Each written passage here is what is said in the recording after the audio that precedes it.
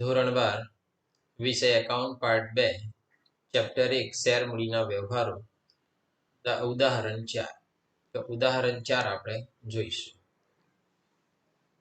જોઈએ આપણે ભાવનગરની પ્રણવ લિમિટેડ ₹10 એક એવા 18 લાખ ઇક્વિટી શેર બહાર પાડે. હવે કંપની 18 લાખ શેર બહાર પાડે છે. કંપનીને 20 લાખ શેર માટે અરજી મળી. અરજી કેટલી મળે છે? 20 લાખ. એનો મતલબ એ જેટલા બહાર પાડે છે એનાથી વધારે અરજી મળી. કંપનીનું ડિમાન્ડ સારી હશે, માર્કેટમાં વેલ્યુએબલ હશે. બોર્ડ ઓફ ડિરેક્ટરની મિટિંગમાં શેર મંજૂર કરવામાં આવ્યા. વધારાના શેર માટેની અરજીઓ મંજૂર કરવામાં આવી અને તેના નાણાં શેર અરજદારોને પરત કરે. એટલે અહીંયા આગળ જે વધારાના લોકો આવી ગયા 2 લાખ લોકો, એ કે 18 બહાર પાડ્યા અને 20 આવ્યા તો 2 લાખને આપણે પરત કરીએ છીએ. તો અરજી વખતે કેટલા રૂપિયા મળે છે? 3 રૂપિયા મળે છે. તો આપણે ગણતરીમાં લખીએ. પહેલા તો અરજી ગણતરી પહેલા લખવી પડે. અરજી આપણે 18 લાખ શેર બહાર પાડ્યા છે પણ આવે છે કેટલા? તો કે 20 લાખ. તો આપણે 20 લાખ લખવાનું. અરજીમાં 20 લાખ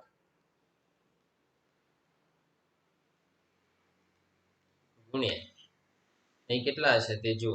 અરજી વખતે કેટલા મંગાયા છે? 3 રૂપિયા. તો અરજી વખતે 3 રૂપિયા મંગાયા છે તો 20 લાખ ગુણ્યા 3 કરવાનો. તો 2 તારી 6 એટલે 60 લાખ રૂપિયા થાય. અહીં 60 લાખ લખી દેવાનું. હવે આપણે શું કર્યું? વધારાની અરજીઓ નામંજૂર કરી. નામંજૂર એટલે પાછી આપવાની. મંજૂરી ના આપી તો આપણે 18 લાખ જ શેર બહાર પડ્યા હતા, 20 લાખ આવ્યા તો ગેટ આઉટ કેટલાને કરવાના? નામંજૂર કેટલાને કરવાના? તો કે 2 લાખ. તો 2 લાખને આપણે રિટર્ન કરીશું. 3 રૂપિયા લીધા હતા એ પાછા આપી દેવાના. 2 લાખ ગુણ્યા 3 એટલે 6 લાખ રૂપિયા. અને નામંજૂર કહેવાય. તો 20 લાખ અરજીઓ આવી ગઈ પણ આપણે 2 લાખ પરત કરીશું, કારણ કે આપણે જે વધારાની છે ને તે પાછી આપી દઈએ છીએ. પછી છે જુઓ મંજૂર કરો. પછી આગળ મંજૂરી. મંજૂરી વખતે 2.5 રૂપિયા મંગાયા છે તો યાદ રાખો મંજૂરી. હવે મંજૂરી આપણે તો કેટલા 18 લાખને જ મંજૂરી આપી છે. 18 લાખ ગુણ્યા 2.50. કેલ્સી પર ગણતરી કરું છું. 18 લાખ ગુણ્યા 2.50 તો 45 લાખ રૂપિયા થાય છે. મંજૂરી વખતે 45 લાખ રૂપિયા આવશે. ચાલો મંજૂરી પછી કયો હપ્તો છે? તો કે પ્રથમ હપ્તો છે. પ્રથમ હપ્તા વખતે 2 રૂપિયા. અહીં આગળ લખી દઉં છું પ્રથમ હપ્તો 18 લાખ ગુણ્યા 2 કેટલા લાખ થાય છે? 36 લાખ રૂપિયા. અને છેલ્લો આખરી હપ્તો તો જોઈ લો, છેલ્લો હપ્તો 2.5 રૂપિયા છે. છેલ્લો હપ્તો 2.5 રૂપિયા છે.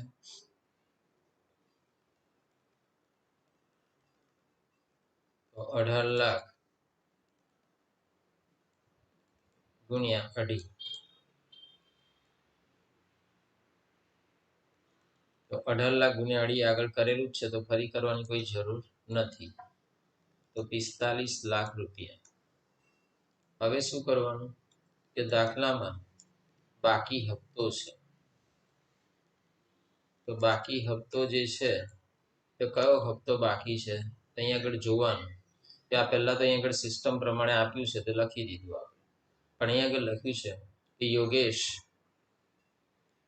યોગેશ કે જેના 1600 શેર મંજૂર કરેલા છે તે પ્રથમ અને છેલ્લા હપ્તાના નાણાં ભરી શકતો નથી. તો યોગેશ નામનો વ્યક્તિ 1600 શેર પર પ્રથમ હપ્તો અને છેલ્લા હપ્તાના પૈસા ભરતો નથી. જ્યારે નીલમ કે જેના 1400 શેર મંજૂર કરેલા છે તે છેલ્લા હપ્તાના પૈસા ભરતી નથી. તો હવે પ્રથમ હપ્તા વખતે તો માત્ર 1600 જ છે. ત્યાં આગળ લખવાનું બાકી હપ્તામાં પ્રથમ હપ્તામાં 1600 ગુણ્યા પ્રથમ હપ્તાના કેટલા રૂપિયા છે? અહીંયા આગળ 2 2 રૂપિયા લેખે ભરતા નથી, તો 16 દુ 3200. 3200 રૂપિયા ભર્યા નથી. અને છેલ્લો હપ્તો, તો છેલ્લા હપ્તા વખતે શું થાય છે? આ પ્રથમ અને છેલ્લા હપ્તાના યોગેશ તો નથી જ ભરતો.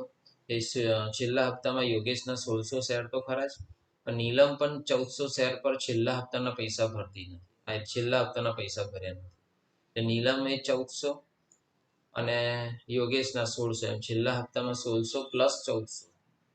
અહીંયા આગળ 1600 પ્લસ 1400, 1600 પ્લસ 1400 કેટલા થાય? 1600 પ્લસ 1400 3000 થાય. તો આ 3000 ગુણ્યા છેલ્લો હપ્તો કેટલા રૂપિયાનો છે? 2 રૂપિયા 50 પૈસા. એટલે 7500 રૂપિયા આવતા નથી છેલ્લા હપ્તાના. કે આ બાકી હપ્તો રહી ગયો. પ્રથમ હપ્તાના 1600 શેર પર 2 લેખે 3200 ના યોગેશના, અને છેલ્લો હપ્તો યોગેશના 1600 શેર તો ખરા જ, અને નવું પાછું એક એડ થાય છે 1400 શેરનું છેલ્લા હપ્તાના પૈસા નથી ભરતા. તો 1600 અને 1400 એટલે 3000 શેર પર 2.5 લેખે રૂપિયા આવતા નથી. એટલે 7500 રૂપિયા થાય. તો આપણી આ ગણતરી છે. હવે આ ગણતરીમાં એટલું વસ્તુ યાદ રાખવાની કે આના પરથી જ આમનો જ લખવાની. આ દાખલાની રકમને જોવાની પણ નથી. ખાલી અહીંયાથી જ લખવાનું. પહેલા અરજીના પૈસા, અને તો આ 60 લાખ રૂપિયા તમે અરજી લોકો કરશે આપણી કંપનીમાં, એટલે એટલા રૂપિયા લોકો ભરશે 3 રૂપિયા લેખે. આપણે બહાર પાડ્યા છે 18 જ લાખ, પણ 20 લાખ લોકો આવી ગયા છે. પહેલા પૈસા આવ્યા કઈ નાખવાના હતા? કે બેંકમાં. તો બેંક ખાતે શું થાય? બેંક લેનાર કહેવાય. તો બેંક ખાતે ઉધાર 60 લાખ રૂપિયા. અહીંયા લખું છું પહેલી આમનો, બેંક ખાતે ઉધાર, બેંક ખાતે ઉધાર 60 લાખ રૂપિયા. તે આના રૂપિયા છે? તો ઇક્વિટી શેર અરજી ખાતે જમા 60 લાખ રૂપિયા. બાબત જે 20 લાખ ઇક્વિટી શેર પર શેર દીઠ 3 લેખે અરજીના નાણાં મળ્યા તે. પછી બીજી આમનો તરત જ ઇક્વિટી શેર અરજી ખાતે જમા કર્યું તે શું કરી દેવાનું? ઉધાર કરી દેવાનું. એ લખું છું ઇક્વિટી શેર અરજી ખાતે ઉધાર, ઇક્વિટી શેર અરજી ખાતે ઉધાર 60 લાખ રૂપિયા. હવે આપણે શું કરવાનું? તે આપણે ઇક્વિટી શેર મૂડી ખાતે લખતા હતા, પણ આ વખતે છે ને પૈસા રિટર્ન કર્યા છે. વધારાના પૈસા છે ને પાછા આપ્યા, જો નામંજૂર કર્યા. નામંજૂર કર્યાનો મતલબ એ પૈસા આપણે રિટર્ન પાછા આપવા પડે. તો જે રીતના પૈસા આવ્યા હતા ત્યારે બેંક ખાતે ઉધાર કરી હતું, જ્યારે પાછા આપીએ ત્યારે બેંક ખાતે શું થઈ જાય? જમા. તો બેંક ખાતે જમા 6 લાખ રૂપિયા લખવાના. તો તે બેંક ખાતે જમા, બેંક ખાતે જમા 6 લાખ રૂપિયા. અને તે હવે જે વધારાના છે ને જે બચ્યા તે ઇક્વિટી શેર મૂડી ખાતે જમા, એ પૈસા ખરા એ મૂડી ખાતે લઈ જવાના. તો કેટલા પૈસા મૂડી ખાતે લઈ જવાના? તો 60 લાખમાંથી 6 લાખ માઇનસ કરવાના, તો 54 લાખ રૂપિયા આવશે. અને અથવા તમે આવું પણ કરી શકો, 18 લાખ શેર આપણે ખરેખર તો આપણે 18 લાખ જ છે અને 3 લેખે મંગાયા છે, તો 18 લાખ ગુણ્યા 3, તો 54 લાખ રૂપિયા મૂડી ખાતે લઈ જવાના. બાકીના 2 લાખ ગુણ્યા 3, 6 લાખ પરત કરી દેવાના. એ પહેલા આપણે સિમ્પલ આમ નોંધ આવતી, બેંક ખાતે ઉધાર ઇક્વિટી શેર અરજી ખાતે જમા. પહેલા આવી આવતી હતી ઉદાહરણ 1માં, આમાં એવું આવે છે. બીજી આમ નોંધ આવી જ આવતી હતી, ઇક્વિટી શેર અરજી ખાતે ઉધાર તે મૂડી ખાતે જમા. ખાલી આ બેંક ખાતે જમા વધ્યું. તો બેંક ખાતે જમા કેમ વધ્યું? તો કે નામંજૂર કર્યું. નામંજૂર કેમ કર્યું? તો કે ધાર્યો આપણે જે શેર જેટલા બહાર પડ્યા હતા એનાથી વધારે શેર અહીંયા આગળ આવી ગયા છે. વધારે લોકો અરજી કરી દીધી છે. આપણી કેપેસિટી નથી કંપનીની, આપણે એટલા લોકોને પરત કરી દઈએ, પૈસા રિટર્ન કરી દઈએ. તો પહેલી અને બીજી આમ નોંધ આપણે આરામથી લખી કાઢી. હવે આ જો પહેલી અરજીની પતી નામંજૂરી, એટલે નામંજૂર તો એમ જ આવે, ત્યાંની 2 આમ નોંધ થઈ ગઈ. હવે મંજૂરીની પાછી 2 આમ નોંધ લખવાની. તો ઇક્વિટી શેર મંજૂરી ખાતે ઉધાર, ઇક્વિટી શેર મૂડી ખાતે જમા 45 લાખ રૂપિયા. તો જો અહીં અરજી શબ્દ લખતા હતા એની જગ્યાએ શું કરી દેવાનું? મંજૂરી. બાકી બધું કોમન, બેંક શબ્દ ના આવે. અહીં થોડી પરત કરીએ છીએ. ઇક્વિટી શેર ઇક્વિટી શેર મંજૂરી ખાતે ઉધાર, ઇક્વિટી શેર મંજૂરી ખાતે ઉધાર, તે ઇક્વિટી શેર મૂડી ખાતે જમા. ઇક્વિટી શેર મંજૂરી ખાતે, તો અહીંયા આગળ કેટલા, ત્રીજા નંબરમાં મંજૂરીમાં તમે ગણતરીમાં જોઈ લેવાનું. જો મંજૂરીમાં કેટલા લાખ છે અહીંયા આગળ 45 લાખ, અહીંયા આગળ લખી દેવાનું 45 લાખ, 45 લાખ, 45 લાખ. પછી આ પૈસા કઈ આવવાના, તો કે બેંકમાં, તો બેંક ખાતે ઉધાર. અહીંયા લેના થયા એવું યાદ રાખવાનું. આ સમજણમાં લેના થયા નહીં મળ્યા, બસ આટલી કોમન બાબત જે હોય છે. બેંક ખાતે ઉધાર, આ બધા પૈસા આવી જ ગયા છે 45 લાખ. બેંક ખાતે ઉધાર 45 લાખ, તે ઇક્વિટી શેર મંજૂરી ખાતે જમા, ઇક્વિટી શેર મંજૂરી ખાતે જમા 45 લાખ રૂપિયા.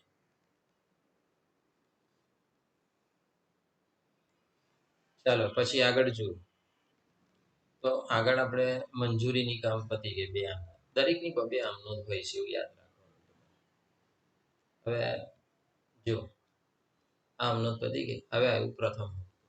તો પ્રથમ હપ્તાના કેટલા લાખ છે, તો કઈ આગળ જોઈ લો 36 લાખ. આપણે 36 લાખની આમનો કરવાની, ખાલી શું ચેન્જ કરવાનું જોઈ લો. ત્રીજી આમનો છે ને આ મંજૂરી, એની જગ્યાએ પ્રથમ લખવાનું, બીજું કાંઈ લખવાનું નહીં. તો જો ઇક્વિટી શેર પ્રથમ હપ્તા ખાતે ઉધાર, ઇક્વિટી શેર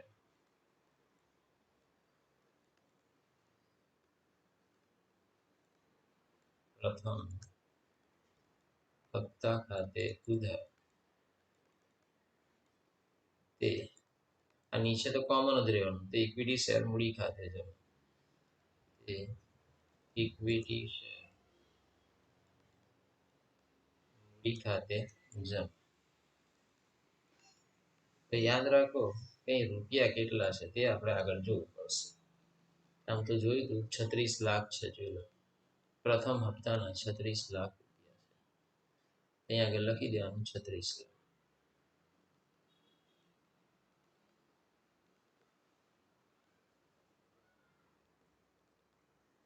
ખાસ ધ્યાન રાખવું પડશે આગળની આમનોંધમાં. આ 36 લાખ તો લખી ગયા, પછી પૈસા કઈ નાખવાના, તો કે બેંકમાંના જેવી સેમ આમનો ચોથી, બેંક ખાતે ઉધાર, ઇક્વિટી શેર મંજૂરી લખી જગ્યાએ આ પ્રથમ, જે રીતના મંજૂરી ઉધાર હતી ને, તો ચોથી આમનોંધમાં મંજૂરી ખાતે જમા. તે પાંચમી આમનોંધમાં પ્રથમ હપ્તા ખાતે ઉધાર છે, તો છઠ્ઠી આમનોંધમાં પ્રથમ હપ્તા ખાતે શું કરવાનું, જમા કરવાનું. એકદમ સરળ અને કોમન આમનોંધો છે. એવું લાગે ના કે આમનોંધો આટલી બધી છે, મોડે કરવાની તકલીફ એવું છે જ નહીં એમ. તો છઠ્ઠી આમનોંધમાં બેંક ખાતે ઉધાર,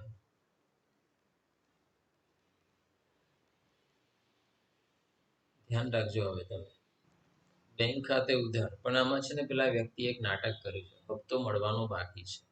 યાદ રાખો ને કે મળવાના બાકી હપ્તા ખાતે છે ને ઉધાર કરવાનો, મળવાના બાકી હપ્તા ખાતે ઉધાર,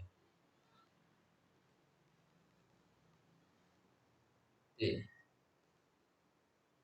ઇક્વિટી શેર પ્રથમ હપ્તા ખાતે.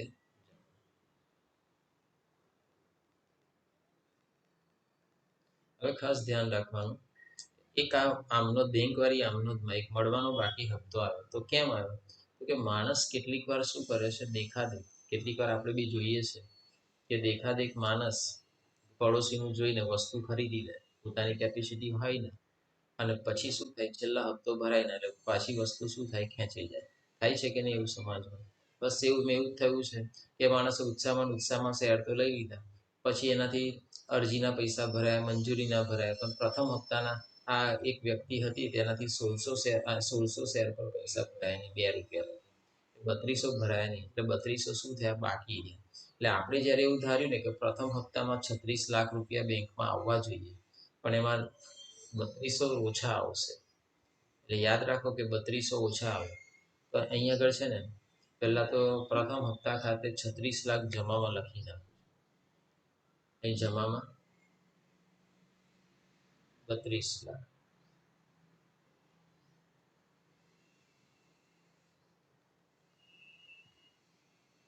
અહીં આગળ જો ઉધાર કર્યું છે ને તમે ઇક્વિટી શેર પ્રથમ હપ્તા ખાતે 36 લાખ લખેલા છે. પ્રથમ હપ્તા ખાતે 36 લખ્યા છે ત્યાં 36 લખી દેવાના. 36 તો આગળ બી જોઈ લઈએ, જોઈ લો 36 જ છે પ્રથમ હપ્તા ખાતે 36. પછી બાકી હપ્તો પ્રથમ હપ્તાનો કેટલો છે તો કે 3200. 3200 રૂપિયા મળવાના બાકી હપ્તા ખાતે લખવાના આગળ 3200 રૂપિયા. આ 3200 રૂપિયા મળવાનો બાકી હપ્તો. તો આપણે માંગતા હતા પ્રથમ હપ્તાના 36 લાખ રૂપિયા. 36 લાખ રૂપિયા આપણે માંગતા હતા પણ 3200 ઓછા આવ્યા. તો બેંકમાં ખરેખર પછી આયા કેટલા હશે? આપણી ધારણા હતી કે બેંકમાં 36 લાખ રૂપિયા આવશે. જ્યારે જોયું બેંકમાં ત્યારે 35,96,800 રૂપિયા જ આવ્યા હશે. 35,96,800. બેંક ખાતે ઉધાર, મળવાના બાકી હપ્તા ખાતે ઉધાર, તે ઇક્વિટી શેર પ્રથમ હપ્તા ખાતે જમા. 36 લાખનો હિસાબ પૂરો. ચલો પ્રથમ હપ્તા પછી હવે છેલ્લો હપ્તો મંગાવવાનો જોઈ લો. છેલ્લો હપ્તો કેટલા લાખ છે? 45 લાખ. પહેલા બોલવાની ભાષા તો ફિક્સ જ છે, લખી જ નાખવાનું કે જો ઇક્વિટી શેર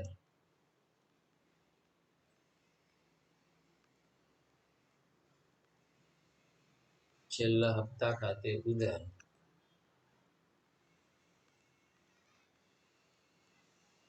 ઇક્વિટી શેર છેલ્લા હપ્તા ખાતે ઉધાર કેટલા લાખ છે? 45 લાખ. તો જોયું તું ફરી આ 45 લાખ. તો અહીં લખી દઉં છું 45 લાખ રૂપિયા. તે ઇક્વિટી શેર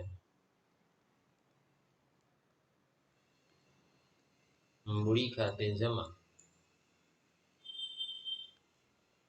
45 લાખ રૂપિયા.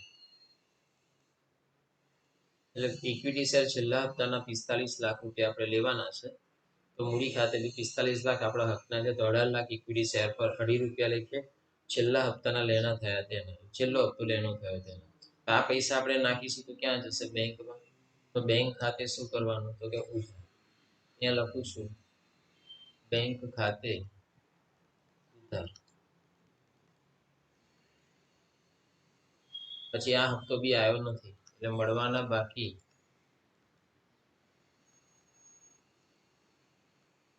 હપ્તા ખાતે ઉધાર. એ આના રૂપિયા છે તો ઇક્વિટી શેર છેલ્લા હપ્તા ખાતે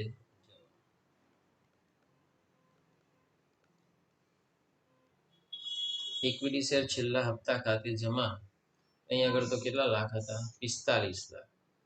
અહીં આગળ 45 લાખ તો હું લખી જ દઉં છું છેલ્લા હપ્તા ખાતે 45 લાખ રૂપિયા. મળવાનો બાકી હપ્તો કેટલો બાકી છે તો આપણે ગણતરીમાં બધું ડિટેલમાં લખેલું છે. જોઈ લો છેલ્લો હપ્તો કેટલો રૂપિયા મળવાનો બાકી છે? 7500. એટલે આપણી ધારણા હતી 45 લાખ રૂપિયા બેંકમાં આવશે પણ 7500 એમાંથી ઓછા આવે છે. ખરેખર કેટલા આવશે તે આપણે જોવાનું. તો 7500 રૂપિયા લખી દો. મળવાના બાકી હપ્તા ખાતે 7500. 45 લાખમાંથી 7500 રૂપિયા માઇનસ કરું તો 44,92,500. બેંક ખાતે ઉધાર 44,92,500. આપણને એવું હતું કે 45 લાખ આપણી બેંકમાં આવશે પણ 7500 ઓછા આવ્યા તો મળવાના બાકી હપ્તા ખાતે ઉધાર 7500. તે ઇક્વિટી શેર છેલ્લા હપ્તા ખાતે જમા 45 લાખ. આમ તો આમનો તો પૂરી થઈ જાય પણ અહીંયા આગળ પાછું એક વધારાનું વિશેષ એ કીધું છે જોઈ લો ત્યાં શું થાય, પૈસા તો નથી ભરતા પણ છેલ્લા એમની કઈ ગોઠવણ થઈ જતી હશે, રૂપિયા ભરી દે છે. આ લોકો 1400 શેર મંજૂર કરેલા છે તે છેલ્લા હપ્તાના નાણાં ભરી શકેલા નથી. પછી લખ્યું, આ સિવાય બાકીના શેર હોલ્ડર પાસેથી સમયસર બધી રકમ મળી ગઈ હતી. પછી લખ્યું પાછું કે યોગેશ અને નીલમે બાકી હપ્તાની રકમ પાછળથી કંપનીને શું કરી, ચૂકવી આપી. હવે એ લોકો પાછળથી ચૂકવી આપે છે તો પૈસા તો આપણી પાસે આવવાના જ ને. આ 7500 અને 3200 બે ભેગા કરશો તો કેટલા થાય, 10,700. 10,700 રૂપિયા આપણી પાસે આવવાના છે. તો પૈસા આવે લખું છું, તમને ખબર પડે કે 2 હપ્તા બાકી હતા તો 2 પૈસા આવવાના. પૈસા બાકી હતા ત્યાં આવે છે આપણી કંપનીમાં. બેંક ખાતે શું થવાનું, ઉધાર. બેંક ખાતે ઉધાર મેં તમને કીધું 10,700. મળવાના બાકી હપ્તા ખાતે ઉધાર છે તે શું કરી દેવાનું, જમા.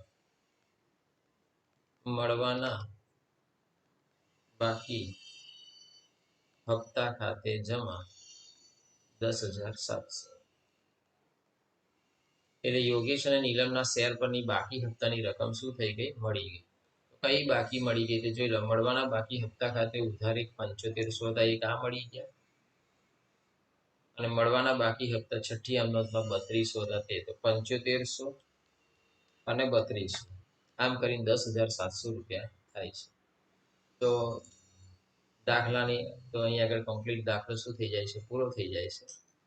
દરેક સ્ટુડન્ટને ખ્યાલ આવતો હશે કે આમનોંધમાં એક વસ્તુ કોમન છે, અરજીની 2, મંજૂરીની 2, પ્રથમ હપ્તાની 2 અને છેલ્લા હપ્તાની 2. બરાબર, સેમ સિસ્ટમ આ જ પ્રમાણે આમનોંધો આપણી જાય. બરાબર, તો દરેકની 2 આમનોંધ છે, ખાલી નામ જ અરજીની જગ્યાએ મંજૂરી કરવાનું, મંજૂરીની જગ્યાએ પ્રથમ કરવાનું, પ્રથમની જગ્યાએ છેલ્લું. દરેક જગ્યાએ મૂડી ખાતે જમા જે આમનોંધમાં આવતું હોય તે મૂડી ખાતે જમા જ આવે છે. ખાલી કેલ્ક્યુલેશન ધ્યાનથી કરવાનું. અને જો પૈસા જે હપ્તો બાકી હોય ત્યારે બેંક વાળી જે આમનોંધ હોય ત્યાં ખાલી બેંક ખાતે ઉધાર, પછી એક મળવાના બાકી હપ્તા ખાતે ઉધાર એવું લખવામાં આવે છે. તો દરેક સ્ટુડન્ટને ખ્યાલ આવી ગયો હશે એવું સમજુ છું. તો ઓલ સ્ટુડન્ટને મિતેશ ક્લાસીસ તરફથી થેન્ક યુ વેરી મચ.